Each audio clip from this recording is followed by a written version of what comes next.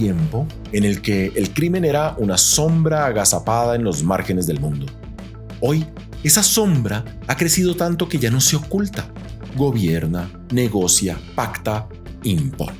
Vivimos en la era de la normalización del crimen organizado, donde el crimen dejó de ser una excepción exótica para convertirse en el hilo invisible que cose la economía global, la política e incluso la diplomacia. Una época en la que las bandas armadas compiten sin vergüenza alguna con los estados y donde la violencia dejó de ser una anomalía para convertirse en un lenguaje oficial.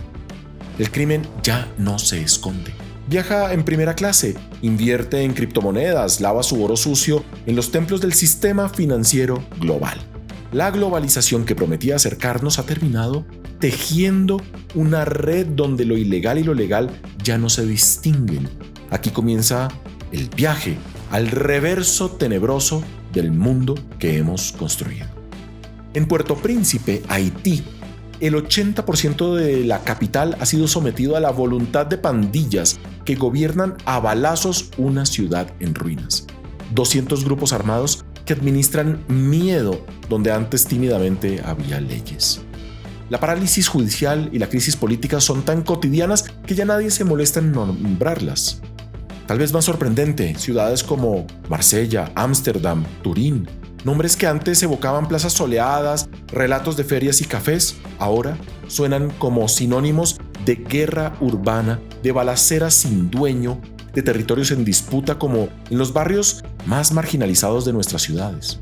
Pero reducirlo a un problema de frontera sería ingenuo. La riqueza del crimen organizado jamás fue tan vasta.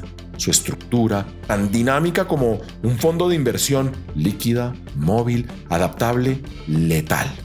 Una industria que mueve $3 billones al año. Un cartel mexicano, la mafia italiana o colombiana, los señores de la droga en el Triángulo Dorado de Asia, todos han abrazado las herramientas de la modernidad que los gobiernos solo aprendieron a regular a medias. La cleptocracia, la corrupción, la tecnología y el dinero digital son ahora sus aliados naturales. Borrar rastros es más sencillo que nunca. Globalizar el delito es una cuestión de logística. Pero, ¿de qué hablamos exactamente cuando pronunciamos las palabras crimen organizado? La definición fluctúa, no hay consenso global siquiera. Cada estado ajusta el concepto a sus propias conveniencias. Y en el fondo, el término oculta una verdad mucho más profunda. Gran parte de esas actividades que consideramos criminales lucen hoy perfectamente legales bajo el barniz de transacciones financieras, de empresas pantalla, de criptoactivos difíciles de rastrear. Don Vito Corleone lo sabía en El Padrino. Cito: quiero que mis negocios sean legales para que un día me llamen Senador Corleone. La ilegalidad en tiempos de la normalización del crimen ya no se oculta, se legaliza. Algunos estados no son víctimas, sino socios. Churchill, siempre brutal, lo expresó con un gran cinismo. Las grandes potencias actúan como gángsters, mientras que las pequeñas actúan como mujeres de dudosa reputación.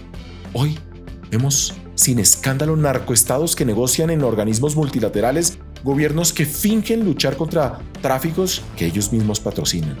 Pero la gangsterización, por decirlo de alguna manera con un neologismo, no solo vive en las guerras de la droga ni en los tiroteos de frontera, respira en la trata de personas, en el tráfico de inmigrantes, en el contrabando de armas, en el saqueo de bienes culturales, en la caza furtiva de especies en extinción, en los mercados clandestinos que no respetan ni cuerpos ni memorias.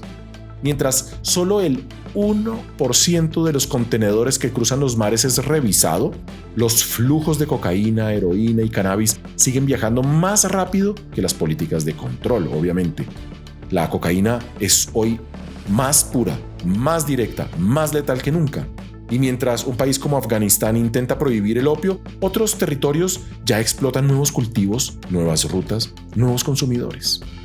El nuevo demonio tiene nombre breve: fentanilo.